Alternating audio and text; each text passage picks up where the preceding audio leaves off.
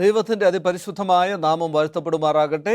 അനുഗ്രഹമേറിയ ഒരു ദിവസം കൂടി കാണുവാൻ സ്വർഗത്തിലെ ദൈവം നമ്മെ ഇടയാക്കുന്ന എല്ലാ കൃപകൾക്കായി നമുക്ക് ദൈവത്തെ സ്തുതിക്കാം. അപ്രകാരം ഇന്നീ ദിവസത്തിൽ ദൈവത്തിൻ്റെ മാറ്റമില്ലാത്ത വചനങ്ങളെക്കുറിച്ച് ചിന്തിക്കുവാൻ സ്വർഗത്തിലെ ദൈവം ഇടയാക്കുന്ന എല്ലാ കൃപകൾക്കായി നമുക്ക് ദൈവത്തെ സ്തുതിക്കാം. അപ്രകാരം ഈ ഹോപ്പ് ചാനലിലൂടെ ദൈവത്തിൻ്റെ മാറ്റമില്ലാത്ത വചനം ശ്രവിക്കുന്ന എല്ലാ പ്രിയപ്പെട്ടവർക്കും വീണ്ടും വരുന്നവനായ കർത്താവ് യേശുക്രിസ്തുവിൻ്റെ നിസ്തുല്യ നാമത്തിൽ ഞാൻ എൻ്റെ സ്നേഹവന്ദനത്തെ അറിയിക്കുന്നു. നമുക്ക് പ്രാർത്ഥനയോടുകൂടി ദൈവത്തിൻ്റെ മാറ്റമില്ലാത്ത വചനങ്ങളെക്കുറിച്ച് ധ്യാനിക്കാം. ഈ നാളുകളിൽ നമ്മൾ ചിന്തിച്ചു കൊണ്ടിരിക്കുന്നത് അപ്പോസ്തലനായ പൗലോസ് എബ്രായർക്ക് എഴുതിയ ലേഖനങ്ങളെ ആസ്പദമാക്കിയാണ്. അതിൻ്റെ 1-ാമത്തെ അധ്യായത്തിലെ ചില ഭാഗങ്ങളിൽ നിന്നും നമ്മൾ കർത്താവായ യേശുക്രിസ്തു എത്രത്തോളം ശ്രേഷ്ഠനാണ് എന്നും കർത്താവായ യേശുക്രിസ്തു പ്രവാചകന്മാരെക്കാൾ ശ്രേഷ്ഠനാണ്, കാരണം പ്രവാചകന്മാർക്ക് പ്രവചനങ്ങളെ നൽകുന്നത് ആ ക്രിസ്തുവാണ് എന്ന് നമുക്ക് മനസ്സിലാക്കുവാൻ സാധിച്ചു. ആ ക്രിസ്തു ഈ ഭൂമിയിലായിരുന്ന സമയത്ത് അപ്രകാരം തന്നെ വരുവാനിരിക്കുന്ന കാര്യങ്ങളെക്കുറിച്ച്, ക്രിസ്തുവിൻ്റെ വരവിന് മുമ്പ് വരെ സംഭവിക്കുന്ന കാര്യങ്ങളെക്കുറിച്ച് പ്രവചിച്ചതായിട്ട് നമ്മൾ മനസ്സിലാക്കുവാനിടയായിത്തീർന്നു. അതുകൊണ്ട് ഹീസ് ഗ്രേറ്റർ, കർത്താവ് യേശു ക്രിസ്തു പ്രവാചകന്മാരെക്കാൾ ശ്രേഷ്ഠ പ്രവാചകനാണ് എന്ന് കാണുവാൻ സാധിക്കും. അതുപോലെ അതേ കർത്താവ് യേശു ക്രിസ്തു നമുക്ക് മനസ്സിലാക്കുവാൻ സാധിക്കും ആ ക്രിസ്തു ഏറ്റവും വലിയ സൃഷ്ടികർത്താവാണ് എന്നും ആ ക്രിസ്തു ദൈവമാണ് എന്നും നമ്മൾ ചിന്തിക്കുവാനിടയായി തീർന്നു. അല്ലെങ്കിൽ ആ ക്രിസ്തുവിനോളം മറ്റൊന്നുമില്ല, ക്രിസ്തുവാണ് എല്ലാത്തിലും എല്ലാം എന്നും പൗലോസ് അപ്പോസ്തലൻ രേഖപ്പെടുത്തിയിരിക്കുന്നതായിട്ട് കാണുവാൻ സാധിക്കും. ഇന്ന് നമുക്ക് കർത്താവായ യേശു ക്രിസ്തു എല്ലാ ദൂതന്മാരെക്കാളും മേലായ ദൂതനാണ് എന്നതിനെക്കുറിച്ച് എബ്രായർക്ക് എഴുതിയ ലേഖനത്തിൽ നിന്നും മനസ്സിലാക്കുവാൻ സാധിക്കും.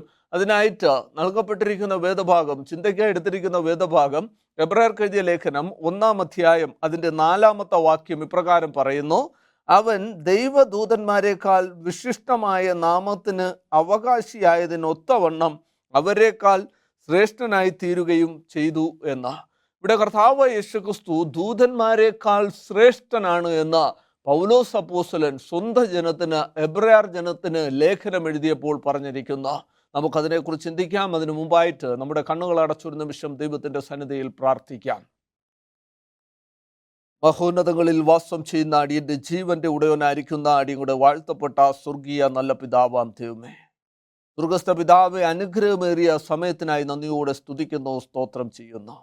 അടിയങ്ങൾ തിരുസന്നിധിയിലായിരുന്നുകൊണ്ട് അപ്പോസ്തലനായ പൗലോസ്, അങ്ങയുടെ പ്രിയപ്പെട്ടവൻ, അങ്ങയുടെ വചനങ്ങളെ എബ്രായർക്ക് എഴുതി നൽകിയതായിട്ടുള്ള ലേഖനങ്ങളെ ഈ കാലഘട്ടത്തിനനുസൃതമായി അടിയങ്ങൾ ചിന്തിക്കുമ്പോൾ, ധ്യാനിക്കുമ്പോൾ സ്വർഗീയ കരം, അങ്ങയുടെ പരിശുദ്ധാത്മ ശക്തി, അങ്ങയുടെ പരിശുദ്ധാത്മാവിൻ്റെ നടത്തിപ്പ്, അങ്ങയുടെ പരിശുദ്ധാത്മാവിൻ്റെ നടത്തിപ്പടികളോട് കൂടെ ഇരിക്കണമെന്ന് അടിയക്കായി കാൽവരിയിൽ മരിച്ചുയർത്ത് എന്നേക്കും ജീവിക്കുന്ന യേശുവിൻ നാമത്തിൽ തന്നെ ആമേൻ.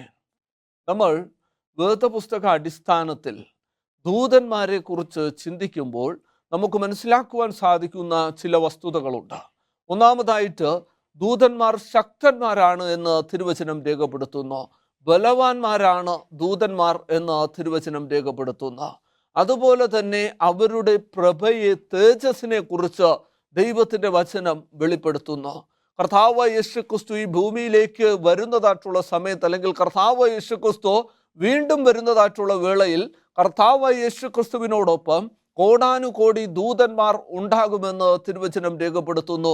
ആ ദൂതന്മാരുടെ പ്രഭയിൽ, തേജസ്സിലാണ് കർത്താവ് യേശുക്രിസ്തു ഈ ഭൂമിയിലേക്ക് വരുന്നത് എന്ന് തിരുവചനം രേഖപ്പെടുത്തുന്നു. അപ്പോൾ ദൂതന്മാർ ബലവാന്മാരാണ്, ശക്തന്മാരാണ്, അതുപോലെ തന്നെ തേജസ് ഉള്ളവരാണ്, അല്ലെങ്കിൽ പ്രഭ നിറഞ്ഞവരാണ് ദൂതന്മാരെന്ന് കാണുവാൻ സാധിക്കും. അതുപോലെ തന്നെ ദൂതന്മാരെ കുറിച്ച് ചിന്തിക്കുമ്പോൾ സ്വർഗത്തിൽ എണ്ണിക്കൂടാത്ത കോടാനുകോടി ദൂതഗണങ്ങളുണ്ട് എന്ന് കാണുവാൻ സാധിക്കും. ഇതിനെക്കുറിച്ച് ദാനിയേൽ പ്രവാചകനും വെളിപ്പാടുകാരനായ യോഹന്നാനും പറയുന്നത് 1000 1000 10,000 10,000 എന്നാണ്. 1000 × 1000, 10,000 × 10,000, എത്രയോ അത്രത്തോളം ദൂതഗണങ്ങൾ സ്വർഗത്തിലുണ്ട് എന്ന് തിരുവചനം രേഖപ്പെടുത്തുന്നു. അതുപോലെ തിരുവചനം പറയുന്നു, ഈ ദൂതന്മാർ മനുഷ്യർക്ക് വേണ്ടി, മനുഷ്യരുടെ നന്മയ്ക്ക് വേണ്ടി പ്രവർത്തിക്കുന്നുവെന്നും മനുഷ്യരെ സേവിക്കുന്നു, അല്ലെങ്കിൽ മനുഷ്യരെ സംരക്ഷണ ചെയ്തു പോരുന്നു എന്നും തിരുവചനം രേഖപ്പെടുത്തുന്നു. ഈ ദൂതന്മാരെ നമുക്ക് വേദപുസ്തകത്തിൽ ഉടനീളം കാണുവാൻ സാധിക്കും. പഴയ നിയമ പുസ്തകത്തിലൂടെ കടന്നു ചെല്ലുമ്പോൾ അവിടെ ദൂതന്മാർ പലപ്പോഴും മനുഷ്യർക്ക് പ്രത്യക്ഷത ആയതിനെ കുറിച്ച് തിരുവചനം രേഖപ്പെടുത്തുന്നു. അതുപോലെ ദൂതന്മാരെ വ്യത്യസ്ത നാമങ്ങളിൽ വിളിക്കുന്നതായിട്ട് കാണുവാൻ സാധിക്കും. സാറാഫുകളെന്നും കെരൂബുകളെന്നും ദൂതന്മാരെന്നും മാലാഖമാരെന്നൊക്കെയും വിളിക്കുന്നതായിട്ട് കാണുവാൻ സാധിക്കാം. എന്നാൽ തിരുവചനം ഈ മാലാഖമാർക്ക് പർട്ടിക്കുലറായിട്ട് 2 പേർക്ക് മാത്രമാണ് നാമകരണം നൽകിയിരിക്കുന്നത്. ഒന്ന് മിഖായേലും മറ്റൊന്ന് ഗബ്രിയേലും. ഇത് കഴിഞ്ഞാൽ മറ്റൊരു നാമം, മസ്രിയേൽ എന്നുള്ള നാമം വേദപുസ്തകത്തിലില്ല എങ്കിലും മറ്റ് ഗ്രന്ഥങ്ങളിൽ നൽകപ്പെട്ടിരിക്കുന്നതായിട്ട് കാണുവാൻ സാധിക്കാം. അപ്പോൾ തിരുവചന അടിസ്ഥാനത്തിൽ നമ്മൾ ദൂതന്മാരെ കുറിച്ച് ചിന്തിക്കുമ്പോൾ ദൈവത്തോടൊപ്പം സ്വർഗത്തിലായിരിക്കുന്ന ദൈവത്തിൻ്റെ സൃഷ്ടികളാണ് മാലാഖമാർ എന്ന് കാണുവാൻ സാധിക്കും. അതുപോലെ തന്നെ തിരുവചനം വീഴ്ച ഭവിച്ച ഒരു മാലാഖ അല്ലെങ്കിൽ ലൂസിഫറിനെ കുറിച്ചും പ്രതിപാദിച്ചിരിക്കുന്നതായിട്ട് കാണുവാൻ സാധിക്കും. അപ്പോൾ സ്വർഗത്തിൽ കോടാനുകോടി ദൂതഗണങ്ങളുണ്ട് എന്നും അവർ ദൈവത്തോടൊപ്പം ചേർന്ന് പ്രവർത്തിക്കുന്നുവെന്നും അവർ ദൈവത്തെ ആരാധിക്കുന്നുവെന്നും കാണുവാൻ സാധിക്കും. വെളിപ്പാട് പുസ്തകത്തിൽ നോക്കുമ്പോൾ അവിടെ 4-ാം അധ്യായത്തിലും 5-ാം അധ്യായത്തിലും ഈ ദൂതന്മാർ സ്വർഗത്തിലെ ദൈവത്തെ പാടി സ്തുതിക്കുന്നത് രേഖപ്പെടുത്തിയിരിക്കുന്നു. യെശയ്യാ പ്രവചനത്തിൽ ഈ ദൂതന്മാരെ കുറിച്ച് പറഞ്ഞിരിക്കുന്നു. യെഹെസ്കേൽ പ്രവചനത്തിൽ ഈ ദൂതന്മാരെ കുറിച്ച് പറഞ്ഞിരിക്കുന്നു. അവർ സ്വർഗത്തിലെ ദൈവം പരിശുദ്ധൻ പരിശുദ്ധൻ പരിശുദ്ധൻ എന്ന് പാടി സ്തുതിക്കുന്നതായിട്ട് തിരുവചനം രേഖപ്പെടുത്തിയിരിക്കുന്നു. അപ്പോൾ വേദപുസ്തകത്തിലുടനീളം സ്വർഗത്തിലെ ദൂതന്മാർ സ്വർഗത്തിൽ വസിക്കുകയും അവർ ദൈവത്തെ സ്തുതിക്കുകയും ചെയ്യുന്നു, ദൈവത്തോടൊപ്പം പ്രവർത്തിക്കുന്നു. ന്യായവിസ്താരത്തിൽ ന്യായവിധിയിൽ ദൈവത്തോടൊപ്പം ഇരിക്കുന്നത് ദാനിയേൽ പ്രവചനം 7-ാം അധ്യായത്തിൽ നമുക്ക് കാണുവാൻ സാധിക്കും. ഇനി ഈ ദൂതന്മാരുടെ ഭൂമിയിലെ പ്രവർത്തനത്തെക്കുറിച്ച് ചിന്തിക്കുമ്പോൾ ഈ ദൂതന്മാർ അബ്രഹാമിന് പ്രത്യക്ഷപ്പെട്ടു എന്ന് തിരുവചനം രേഖപ്പെടുത്തുന്നു. സോദോം ഗൊമോറ പട്ടണത്തിന്റെ നാശത്തിന്റെ സമയത്ത് 2 ദൂതന്മാർ സോദോം ഗൊമോറ ദേശത്ത് പ്രത്യക്ഷമായി എന്നും ലോത്തിനെ സഹായിച്ചു എന്നും തിരുവചനം രേഖപ്പെടുത്തുന്നു. അതുപോലെ അബ്രഹാമിനോടൊപ്പം ആയിരുന്ന ദൂതനെ കുറിച്ച് തിരുവചനം വെളിപ്പെടുത്തുന്നു. അതുപോലെ തന്നെ ജോഷുവയുടെ സമയത്ത് ഈ ദൂതൻ ജോഷുവയെ സഹായിക്കുന്നതായിട്ടും ജോഷുവയ്ക്ക് പ്രത്യക്ഷപ്പെടുന്നതായിട്ടും തിരുവചനം രേഖപ്പെടുത്തുന്നു. അതുപോലെ മോശയെ മുൾപടർപ്പിൽ നിന്നും സ്വർഗത്തിലെ ദൈവം വിളിക്കുമ്പോൾ അവിടെ ദൈവത്തിൻ്റെ ദൂതൻ്റെ സാന്നിധ്യം ഉണ്ടായിരുന്നു എന്ന് തിരുവചനം പറയുന്നു. അതുപോലെ മനോവയ്ക്ക് സ്വർഗത്തിലെ ദൈവം അല്ലെങ്കിൽ ദൈവത്തിൻ്റെ ദൂതൻ പ്രത്യക്ഷപ്പെട്ടു എന്ന് അവിടെ രേഖപ്പെടുത്തിയിരിക്കുന്നു. ശിംശോന്റെ ജീവിതത്തിനെ കുറിച്ച് അല്ലെങ്കിൽ ശിംശോന്റെ ജനനത്തിന് ആധാരമാക്കി എന്താണ് സംഭവിക്കാനിരിക്കുന്നത് എന്നുള്ള കാര്യങ്ങളെക്കുറിച്ചൊക്കെയും അല്ലെങ്കിൽ ശിംശോൻ ജനിക്കുന്നതിന് മുമ്പ് മാതാവ് എപ്രകാരമായിരിക്കണമെന്നൊക്കെയും പറഞ്ഞു കൊടുക്കുന്നതിന് വേണ്ടി അവിടെ ദൂതൻ മനോവയ്ക്ക് പ്രത്യക്ഷപ്പെട്ടു എന്ന് തിരുവചനം പറയുന്ന. അതുപോലെ ദാനിയേൽ പ്രവചനത്തിലേക്ക് കടന്നു വരുമ്പോൾ തൻ്റെ സ്വജാതിക്കാർക്ക് തുണ നിൽക്കുന്ന മീഖായേൽ എന്ന് പറയുന്ന ഒരു ദൂതനെ ദൈവം വെളിപ്പെടുത്തുന്നു. പുതിയ നിയമത്തിലേക്ക് കടന്നു വരുമ്പോൾ മത്തായിയുടെ സുവിശേഷത്തിൽ കർത്താവ് യേശു ക്രിസ്തുവിൻ്റെ ജനനത്തിന് മുമ്പ് ക്രിസ്തുവിനെ കുറിച്ച് അറിയിക്കുന്നതിന് വേണ്ടി ദൂതൻ ജോസഫിന് പ്രത്യക്ഷപ്പെട്ടു എന്ന് തിരുവചനം രേഖപ്പെടുത്തുന്നു. അങ്ങനെ സദാസമയത്തും ഈ ദൂതന്മാർ മനുഷ്യരോടൊപ്പം പ്രവർത്തിക്കുകയും മനുഷ്യരെ സംരക്ഷിക്കുകയും ചെയ്തു എന്ന് തിരുവചനം പറയുന്നു. സങ്കീർത്തനക്കാരൻ പറയുന്നു, ദൈവത്തിൻ്റെ സൈന്യം, ദൈവത്തിൻ്റെ ഗണങ്ങൾ പാളയമിറങ്ങി ദൈവത്തിൻ്റെ ജനത്തെ സംരക്ഷിക്കുന്നു എന്ന്.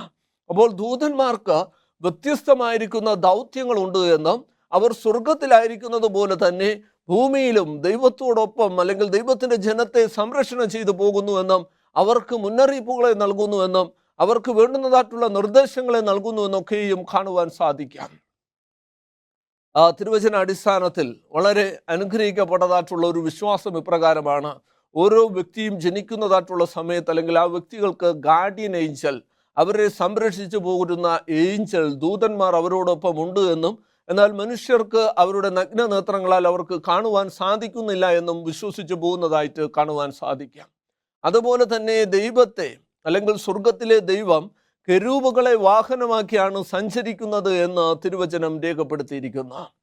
അപ്രകാരത്തിൽ ദൂതന്മാർ സ്വർഗത്തിൽ ദൈവത്തോടൊപ്പം പ്രവർത്തിക്കുകയും ഭൂമിയിൽ മനുഷ്യരെ സംരക്ഷണം ചെയ്തു പോരുകയും മനുഷ്യൻ്റെ ആവശ്യങ്ങൾക്കനുസൃതമായി പ്രവർത്തിക്കുകയും ചെയ്യുന്ന.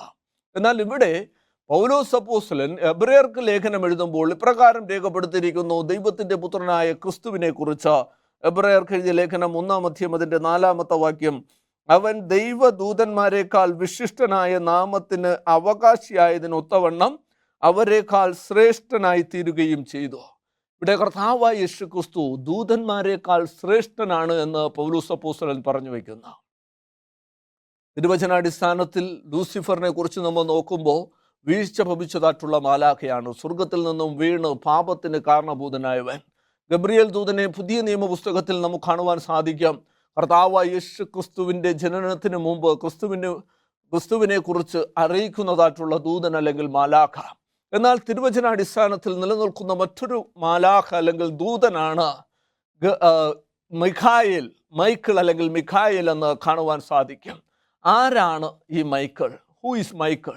തിരുവചനം പറയുന്നു ദ ആർക്ക് ഏഞ്ചൽ അല്ലെങ്കിൽ മഹാപ്രഭു എന്ന് പറയുന്ന. പ്രഭു എന്ന് പറഞ്ഞാൽ രാജകുമാരൻ എന്നാണ് അർത്ഥം. മറ്റൊരു ദൂതനെയും ആർക്ക് ഏഞ്ചൽ എന്ന് തിരുവചനം പറഞ്ഞിട്ടില്ല. ഈ മീഖായേലിനെ മാത്രമാണ് തിരുവചനം ആർക്ക് ഏഞ്ചൽ എന്ന് പറയുന്നത്. അതുപോലെ മീഖായേൽ എന്ന പദത്തിനർത്ഥം one who like the most high, അത്യുന്നതനായ ദൈവത്തിന് സമനാണ് മീഖായേൽ എന്ന് തിരുവചനം പറയുന്നു.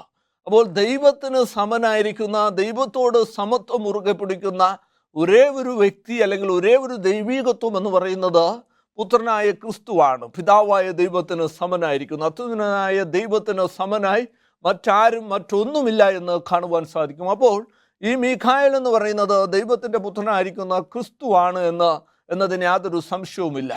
മറ്റൊരു കാര്യം നമ്മൾ നോക്കുമ്പോൾ, മനോവയ്ക്ക് പ്രത്യക്ഷപ്പെടുന്ന വേളയിൽ ആ ദൂതൻ്റെ നാമം മനോവ ചോദിക്കുന്ന സമയത്ത് ആ ദൂതൻ പറയുന്നത്, എൻ്റെ നാമം നിങ്ങൾ എന്തിനു ചോദിക്കുന്നു? മൈ നെയിം ഈസ് വണ്ടർഫുൾ, അത്ഭുതവാനാണ് ഞാൻ എന്നാണ് മനോവയ്ക്ക് ആ ദൂതൻ വെളിപ്പെടുത്തി കൊടുക്കുന്നത്. നമ്മൾ യെശയ്യാപ്രവചനം 9-ാം അധ്യായത്തിലേക്ക് കടന്നു വരുമ്പോൾ അതിൻ്റെ 6-ാമത്തെ വാക്യം, ജനിക്കാനിരിക്കുന്ന കുഞ്ഞ് മശിഹയെക്കുറിച്ച് അവിടെ യെശയ്യാപ്രവചനത്തിൽ രേഖപ്പെടുത്തിയിരിക്കുന്നത് അത്ഭുത മന്ത്രി, വീരനാം ദൈവം, നിത്യപിതാവ് എന്നാണ്. അതിൻ്റെ ഇംഗ്ലീഷ് പരിഭാഷ ദ വണ്ടർഫുൾ കൗൺസിലർ എന്നാണ് കർത്താവായ യേശു ക്രിസ്തുവിനെ കുറിച്ച് പറഞ്ഞിരിക്കുന്നത്. ഇവിടെ മനോവ ആ ദൂതൻ്റെ പേര് ചോദിക്കുമ്പോൾ വണ്ടർഫുൾ എന്നാണ് പറഞ്ഞിരിക്കുന്നത്. അപ്പോൾ മഹാപ്രഭുവാണ്, വണ്ടർഫുൾ കൗൺസിലറാണ് കർത്താവായ യേശു ക്രിസ്തു. ഇതിൽ നിന്നും കർത്താവായ യേശു ക്രിസ്തു തന്നെയാണ് മിഖായേൽ എന്ന് നമുക്ക് മനസ്സിലാക്കുവാൻ സാധിക്കാം. ഇനി ജോഷുവയ്ക്ക് ഇതേ ദൂതൻ പ്രത്യക്ഷപ്പെടുന്ന സമയത്ത് ജോഷുവ ആ ദൂതനെ മനസ്സിലാക്കിക്കൊണ്ട് ആ ദൂതൻ്റെ കാൽക്കൽ സാഷ്ടാംഗം വീണ് നമസ്കരിക്കുന്നു. അവിടെ ആ ദൂതൻ ആരാധന അല്ലെങ്കിൽ ആ നമസ്കാരത്തെ തിരസ്കരിക്കുന്നില്ല. നമ്മൾ വെളിപ്പാട് പുസ്തകം 19-ാം അധ്യായത്തിലേക്ക് കടന്നു വരുമ്പോൾ അവിടെ ദൂതൻ്റെ കാൽക്കീഴിൽ വീഴുന്ന യോഹന്നാൻ അപ്പോസ്തലനെ ദൂതൻ പിടിച്ചെഴുന്നേൽപ്പിച്ചിട്ട് പറയുന്നു, നീ എന്നെ നമസ്കരിക്കുവാനോ ആരാധിക്കുവാനോ പാടില്ല. ആരാധനയ്ക്ക് യോഗ്യൻ സ്വർഗത്തിലെ ദൈവം മാത്രമാണ്, കർത്താവ് യേശു ക്രിസ്തു മാത്രമാണ്. അതുകൊണ്ട് നീ എൻ്റെ കാൽക്കീഴിൽ വീഴുവാൻ പാടില്ല എന്നവിടെ പറയുന്ന ഈ ഭാഗത്തു നിന്ന് നമുക്ക് മനസ്സിലാക്കുവാൻ സാധിക്കും, ആരാധന സ്വീകരിച്ചിട്ടുണ്ട് എങ്കിൽ പിതാവിനും പുത്രനും പരിശുദ്ധാത്മാവിനും മാത്രമാണ് ആരാധനയ്ക്ക് യോഗ്യൻ. സ്വർഗത്തിലെ ദൂതന്മാർ, മാലാഖ വൃന്ദങ്ങൾ, സ്വർഗത്തിലെ ദൈവം, യഹോവയായ ദൈവം, കർത്താവായ ദൈവം, നമ്മെ വീണ്ടെടുത്ത, സംരക്ഷിച്ച, സൃഷ്ടിച്ച ദൈവം പരിശുദ്ധൻ പരിശുദ്ധൻ പരിശുദ്ധൻ എന്ന് 3 വട്ടം പറയുന്നതായിട്ട് കാണുവാൻ സാധിക്കും. അവർ സ്തുതി സ്തോത്രയാഗങ്ങൾ സ്വർഗത്തിലെ ദൈവത്തിന്, പിതാവിനും പുത്രനും പരിശുദ്ധാത്മാവിനും മാത്രമാണ് നൽകുന്നത് എന്ന് കാണുവാൻ സാധിക്കും. ഇനി സാറാഫുകൾ സ്വർഗത്തിലെ ദൈവത്തെ സ്തുതിക്കുന്നതിനെ കുറിച്ച് യെശയ്യാ പ്രവാചകൻ പറയുമ്പോൾ അവിടെയും സ്വർഗത്തിലെ ദൈവം പരിശുദ്ധൻ പരിശുദ്ധൻ പരിശുദ്ധൻ എന്ന് 3 വട്ടം പറയുന്നതായിട്ട് കാണുവാൻ സാധിക്കും. അതിനർത്ഥം ഇവിടെ പിതാവിനെയും പുത്രനെയും പരിശുദ്ധാത്മാവിനെയുമാണ് ഈ ദൂതഗണങ്ങൾ സ്തുതിക്കുന്നത്, ആരാധിക്കുന്നത്, പരിശുദ്ധൻ പരിശുദ്ധൻ പരിശുദ്ധൻ എന്ന് ആർത്തുപാടി സ്തുതിക്കുന്നത് എന്ന് കാണുവാൻ സാധിക്കും. എന്നാൽ കർത്താവായ യേശു ക്രിസ്തു ഈ ഭൂമിയിലായിരിക്കുന്ന സമയത്ത്, ക്രൂശിലായിരിക്കുന്ന വേളയിൽ കർത്താവായ യേശു ക്രിസ്തു പ്രാർത്ഥിക്കുന്നത് ഇപ്രകാരമാണ്, എൻ്റെ ദൈവമേ എന്നെ കൈവിട്ടതെന്താ? തൃത്വത്തിൽ പുത്രനായ ക്രിസ്തു പിതാവിനോടും പരിശുദ്ധാത്മാവിനോടും പ്രാർത്ഥിക്കുന്നതായിട്ട് കാണുവാൻ സാധിക്കും. അവിടെ തൃത്വത്തിലെ 3-ാമത്തെ വ്യക്തിയെ അവിടെ ചേർക്കുന്നില്ല. കാരണം പുത്രൻ പിതാവിനോടും പരിശുദ്ധാത്മാവിനോടുമാണ് പ്രാർത്ഥിക്കുന്നത് എന്ന് കാണുവാൻ സാധിക്കും. അപ്പോൾ ഇവിടെ ദൂതഗണങ്ങൾ തൃത്വത്തിലെ 3 വ്യക്തിത്വങ്ങളെയും സ്തുതിക്കുന്നതായിട്ട് കാണുവാൻ സാധിക്കും. അതുകൊണ്ട് തന്നെ ജോഷുവ ഇവിടെ ദൈവത്തിൻ്റെ പുത്രനായിരിക്കുന്ന ക്രിസ്തുവാണ് എന്ന് മനസ്സിലാക്കി, ദൈവീകത്വമുള്ളവനാണ് എൻ്റെ മുന്നിൽ നിൽക്കുന്നത് എന്ന് മനസ്സിലാക്കി, കർത്താവായ യേശു ക്രിസ്തുവിനെ സ്തുതിച്ചു, നമസ്കരിച്ചു. ആ ആരാധന സ്വർഗത്തിലെ ദൈവം സ്വീകരിച്ചു. മനോവ ദൈവത്തിൻ്റെ കാൽ കീഴിൽ സാഷ്ടാംഗം വീണ് നമസ്കരിച്ചു. ആ ആരാധന സ്വർഗത്തിലെ ദൈവം സ്വീകരിച്ചു. എന്നാൽ വെളിപ്പാട് പുസ്തകത്തിൽ വരുമ്പോൾ ആ ദൂതൻ്റെ കാൽക്കൽ വീണപ്പോൾ ആ ദൂതൻ പറഞ്ഞു, ഞാൻ നിനക്ക് സഹവൃത്യനാണ്, ഞാൻ ദൈവമല്ല, ദൈവത്തിൻ്റെ ദൂതൻ മാത്രമാണ് എന്ന് കാണുവാൻ സാധിക്കും. ഈ ഭാഗത്തു നിന്നൊക്കെയും നമുക്ക് മനസ്സിലാക്കുവാൻ സാധിക്കും, മീഖായേൽ ദ ആർക്കേഞ്ചൽ, ദൂതന്മാരെ നയിക്കുന്നതായിട്ടുള്ള വ്യക്തി കർത്താവായ യേശു ക്രിസ്തുവാണ് എന്ന്. ഇനി നമ്മൾ പുറപ്പാട് പുസ്തകത്തിലേക്ക് കടന്നു വരുമ്പോൾ, പുറപ്പാട് പുസ്തകം 3-ാം അധ്യായത്തിലാണ് ഹോരേബ് പർവ്വതത്തിൽ നിന്നും തീച്ചൂളയുടെ നടുവിൽ നിന്നും സ്വർഗത്തിലെ ദൈവം അവിടെ മോശയ്ക്ക് പ്രത്യക്ഷപ്പെടുന്ന സമയത്ത് വളരെ സ്പഷ്ടമായിട്ട് ആ ദൈവം മോശയോട് പറയുന്നു, I am that I am, ഞാനാകുന്നവൻ ഞാനാകുന്നു. അവിടെ ദൈവത്തിൻ്റെ ദൂതൻ പ്രത്യക്ഷപ്പെട്ടു എന്ന് പറയുന്നിടത്ത് തന്നെ അത് ദൈവമായിരുന്നു എന്ന് കാണിക്കുന്നു. അത് കർത്താവായ യേശു ക്രിസ്തു ആയിരുന്നു എന്നതിന് യാതൊരു സംശയവുമില്ല. അപ്പോൾ പഴയ നിയമപുസ്തകത്തിലുടനീളം ദൈവത്തിൻ്റെ ദൂതൻ പ്രത്യക്ഷപ്പെട്ടു എന്ന് പറയുന്നതായിട്ടുള്ള സാഹചര്യത്തിൽ ആ ദൂതന്മാരോടൊപ്പം ദൂതന്മാരെ നയിക്കുന്നതായിട്ടുള്ള ദൈവത്തിൻ്റെ പുത്രനായിരിക്കുന്ന ക്രിസ്തുവും ഉണ്ടായിരുന്നു എന്ന് കാണുവാൻ സാധിക്കും. ആ ക്രിസ്തുവാണ് മിഖായേൽ ദ ആർക്കേഞ്ചൽ, ദൂതന്മാരെ നയിക്കുന്ന അത്ഭുത മന്ത്രി, അല്ലെങ്കിൽ അവരുടെ നേതാവായിരിക്കുന്ന ദൈവത്തിൻ്റെ പുത്രനായിരിക്കുന്ന ക്രിസ്തു രാജകുമാരൻ എന്ന് കാണുവാൻ സാധിക്കാം. ആ ക്രിസ്തു രാജാതി രാജാവും കർത്താതി കർത്താവുമാണ്. ആ കർത്താവായ യേശു ക്രിസ്തു, ആ ക്രിസ്തുവിനെ കുറിച്ചാണ് ഇവിടെ പറയുന്നത്. ആ ക്രിസ്തു ദൂതന്മാരെക്കാൾ ശ്രേഷ്ഠനാണ് എന്ന തിരുവചനം രേഖപ്പെടുത്തിയിരിക്കുന്ന കർത്താവായ യേശു ക്രിസ്തു ഈ ഭൂമിയിലായിരുന്ന സമയത്ത് ക്രിസ്തുവിനെ മറ്റുള്ളവർ വിളിച്ചിരുന്ന, അല്ലെങ്കിൽ ക്രിസ്തു അറിയപ്പെട്ടിരുന്നത് മനുഷ്യപുത്രൻ എന്നായിരുന്നു. അപ്പോൾ ക്രിസ്തു ആ നാമം ഏറ്റവും ഇഷ്ടപ്പെട്ടിരുന്നു എന്നും കാണുവാൻ സാധിക്കാം. സ്വർഗസിംഹാസനത്തിൽ ദൈവത്തോടുള്ള സമത്വം മുറുകെ പിടിക്കണമെന്ന് വിചാരിക്കാതെ വേഷത്തിൽ തന്നെത്താൻ ഒഴിച്ച് ദാസ്യരൂപമെടുത്ത് ഈ ഭൂമിയിലേക്ക് കടന്നു വന്ന കർത്താവായ യേശു ക്രിസ്തു ഈ ഭൂമിയിലായിരുന്നപ്പോൾ അറിയപ്പെട്ടിരുന്നത് മനുഷ്യപുത്രൻ എന്നായിരുന്നു. എന്നാൽ ആ ദൈവം കർത്താവായ യേശു ക്രിസ്തു മനുഷ്യപുത്രൻ സ്വർഗത്തിൽ പിതാവിൻ്റെയും പരിശുദ്ധാത്മാവിൻ്റെയും മധ്യത്തിൽ വസിക്കുമ്പോൾ ആ ക്രിസ്തു അറിയപ്പെട്ടിരുന്നത് ദൈവപുത്രൻ എന്നാണ്. അപ്പോൾ ക്രിസ്തുവിന് വ്യത്യസ്ത നാമങ്ങളുണ്ട്. മനുഷ്യരുടെ ഇടയിൽ പാർത്തപ്പോൾ മനുഷ്യപുത്രൻ, ദൈവത്തിൻ്റെ കൂടെ ദൈവത്തോടൊപ്പമായിരുന്നപ്പോൾ ദൈവപുത്രൻ എന്ന് അറിയപ്പെട്ടിരുന്ന ആ ക്രിസ്തു ദൂതന്മാരുടെ മധ്യത്തിൽ ദൂതന്മാരെ നയിക്കുന്ന വേളയിലാണ് ആ ക്രിസ്തു അറിയപ്പെടുന്നത് Michael, one who like most high, അത്യുന്നതനായ ദൈവത്തിന് സമനായിരിക്കുന്ന മിഖായേൽ ദൈവത്തിൻ്റെ ദൂതന്മാരുടെ ആർക്കേഞ്ചലാണ്, അല്ലെങ്കിൽ ആ ദൂതന്മാരെ നയിച്ചിരുന്നതാണ് എന്ന് കാണുവാൻ സാധിക്കാം. വെളിപാട് പുസ്തകം 12-ാം അധ്യായം അതിൻ്റെ 7 മുതൽ 9 വരെയുള്ള വാക്യങ്ങളിൽ ഈ ദൂതന്മാരുടെ നേതാവായിരിക്കുന്ന മിഖായേൽ, അത്യുന്നതനായ ദൈവത്തിന് സമനായിരിക്കുന്ന പുത്രനായ ക്രിസ്തു അവിടെ ദൂതന്മാരെ നയിച്ചുകൊണ്ട് പിശാചുമായിട്ട് ലൂസിഫറുമായിട്ട് യുദ്ധം ചെയ്തു. ലൂസിഫറിനെ സ്വർഗത്തിൽ നിന്നും താഴേക്ക് തള്ളിക്കളഞ്ഞു എന്ന് തിരുവചനം രേഖപ്പെടുത്തുന്ന, അപ്പോൾ മിഖായേൽ ദ ആർക്കേഞ്ചൽ കർത്താവായ യേശു ക്രിസ്തുവാണ്. ആ ക്രിസ്തുവാണ് പഴയ നിയമ പുസ്തകത്തിൽ ദൈവത്തിൻ്റെ ജനത്തിന് പ്രത്യക്ഷപ്പെടുകയും അവരെ സംരക്ഷിച്ചു പോരുകയും അവർക്ക് വേണ്ടുന്നതായിട്ടുള്ള നിർദ്ദേശങ്ങൾ നൽകി പോരുകയും ചെയ്തിരുന്നത് എന്ന് കാണുവാൻ സാധിക്കാം. ആ ക്രിസ്തുവാണ് വേഷത്തിൽ തന്നെത്താൻ ഒഴിച്ച ദാസ്യരൂപമെടുത്ത ഈ ഭൂമിയിലേക്ക് കടന്നു വന്ന നമ്മുടെ ഓരോരുത്തരുടെയും പാപങ്ങൾക്ക് വേണ്ടി കാൽവരിയിൽ മരിച്ചത് എന്നും നമുക്ക് കാണുവാൻ സാധിക്കാം. ആ ക്രിസ്തുവിനെ കുറിച്ച് ഇവിടെ പൗലോസ് അപ്പോസ്തലൻ ലേഖനം എഴുതുമ്പോൾ പറയുന്ന ആ ക്രിസ്തു ദൂതന്മാരെക്കാളും ശ്രേഷ്ഠനാണ് എന്നാണ്. കാരണം ആ ക്രിസ്തു ദൂതന്മാരെ നയിക്കുന്ന ക്രിസ്തുവാണ്. ആ ക്രിസ്തു മാനവകുലത്തിന് വേണ്ടി ഭൂമിയിലേക്ക് ഇറങ്ങി വന്ന് നമ്മുടെ ഓരോരുത്തരുടെയും പാപങ്ങൾക്ക് വേണ്ടി ക്രൂശിൽ ബലിയായി തീർന്ന ദൈവമാണ്. അതുകൊണ്ട് ആ ക്രിസ്തു ദൂതന്മാരെക്കാളും ശ്രേഷ്ഠനാണ്. ആ ക്രിസ്തു ദൂതന്മാരെ നയിക്കുന്ന ദൈവമാണ്.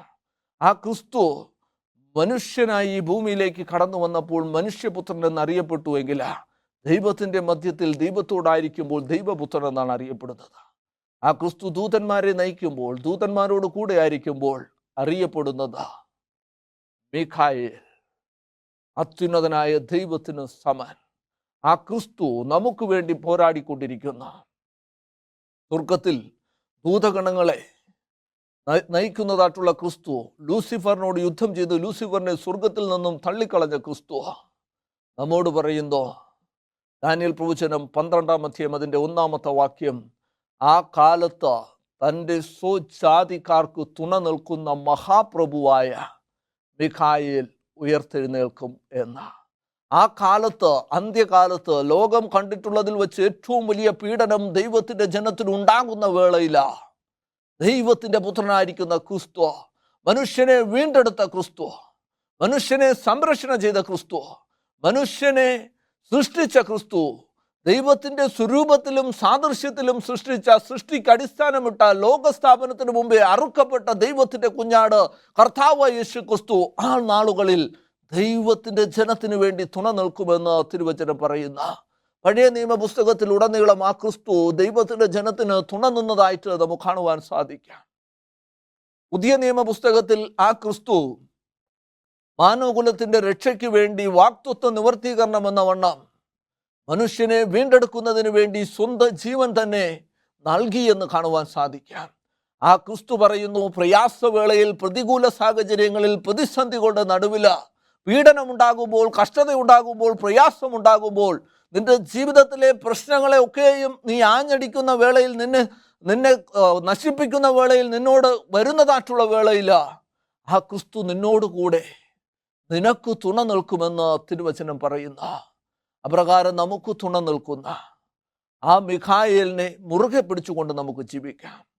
പേർസി രാജാവിൻ്റെ ഉള്ളിൽ പിശാച് പ്രവർത്തിച്ചു കൊണ്ടിരിക്കുന്ന സമയത്ത് ദാനിയേൽ പ്രവാചകൻ ദൈവത്തിൻ്റെ സന്നിധിയിൽ ഉപവസിച്ച് പ്രാർത്ഥിച്ചപ്പോൾ ഈ മിഖായേൽ വന്ന് പിശാചിനെ ഓടിച്ചു കളയുകയാണ്. ദൈവത്തിൻ്റെ ജനത്തിന് വലിയ ഒരു വിടുതൽ നൽകിയതും നമുക്ക് കാണുവാൻ സാധിക്കാം. അതേ മിഖായേൽ നമുക്ക് വേണ്ടി തുണ നിൽക്കുമെന്ന് തിരുവചനം രേഖപ്പെടുത്തുന്ന, കാരണം ദൂതന്മാരെ നയിക്കുന്ന ദൂതന്മാരെക്കാളും ശ്രേഷ്ഠനാണ് മിഖായേൽ, ദൈവത്തിൻ്റെ പുത്രനായിരിക്കുന്ന ക്രിസ്തു. ആ ക്രിസ്തു സദാസമയത്തും ശ്രേഷ്ഠനായി സ്വർഗീയ സിംഹാസനത്തിൽ വസിക്കുന്ന, നമ്മുടെ ശ്രേഷ്ഠ മധ്യസ്ഥനായി സ്വർഗീയ സിംഹാസനത്തിലായിരിക്കുന്ന ആ ക്രിസ്തു സദാകാലത്ത് നമുക്ക് തുണ നിൽക്കുമെന്ന് തിരുവചനം രേഖപ്പെടുത്തുന്ന, ആ ക്രിസ്തുവിൽ ആശ്രയിച്ച, ആ ക്രിസ്തുവിനോടൊപ്പം ചേർന്നാൽ നമ്മുടെ ജീവിതത്തിൽ വിജയമുണ്ടാകുമെന്നുള്ളതിന് യാതൊരു സംശയവുമില്ല. കാരണം ശത്രുവിൻ്റെ സകലവിധമായിരിക്കുന്ന പരീക്ഷകളെയും അതിജീവിച്ചവനാണ് ക്രിസ്തു. ശത്രുവിനെ തോൽപ്പിച്ചവനാണ് ക്രിസ്തു. ശത്രുവിനെ തകർത്തവനാണ് ക്രിസ്തു. ആ ക്രിസ്തുവിൽ മിഖായേൽ അഭയം പ്രാപിച്ച മിഖായേലിനോടൊപ്പം നമുക്ക് ചേർന്ന് വസിക്കാം. കാരണം നമുക്ക് തുണ നിൽക്കുന്ന, നമ്മെ വീണ്ടെടുത്ത, നമ്മെ സംരക്ഷിക്കുന്ന, നമ്മെ അനുഗ്രഹിക്കുന്ന, നമ്മോടൊപ്പം വസിക്കുവാൻ ആഗ്രഹിക്കുന്ന ഒരു ദൈവം ആണ് നമുക്കുള്ളത്. ആ ദൈവം അത്യുന്നതനായ ദൈവത്തിന് സമൻ പുത്രനായ ക്രിസ്തു. ആ ദൈവത്തിൽ ആശ്രയിച്ച നമുക്ക് നമ്മുടെ ജീവിതങ്ങളെ ക്രമീകരിക്കാം. ദൈവം നമ്മെ എല്ലാവരെയും അനുഗ്രഹിക്കുമാറാകട്ടെ. നമുക്ക് കണ്ണുകൾ അടച്ചൊരു നിമിഷം പ്രാർത്ഥിക്കാം. സ്വർഗത്തിലെ ദൈവമേ, അങ്ങയുടെ പുത്രനായ ക്രിസ്തുവിനെ അടിയൻ കഴിച്ച വലിയ കൃപകൾക്കായി നന്ദിയോടെ സ്തുതിക്കുന്നു. ശ്രേഷ്ഠനാക്കി വെച്ച് അടിയങ്ങൾക്ക് തുണ നൽകുന്ന വലിയ കൃപകൾക്കായി നന്ദിയോടെ സ്തുതിക്കുന്നു. ആ ക്രിസ്തുവിൽ ആശ്രയിച്ച് ജീവിക്കുവാൻ എൻ്റെ ദൈവം അടിയങ്ങളെ ശക്തിപ്പെടുത്തണം, ബലപ്പെടുത്തണം, അനുഗ്രഹിക്കണമെന്ന് അടിയക്കായി കാൽവരിയിൽ മരിച്ചുയർത്ത് നേക്കും ജീവിക്കുന്ന യേശുവിൻ നാമത്തിൽ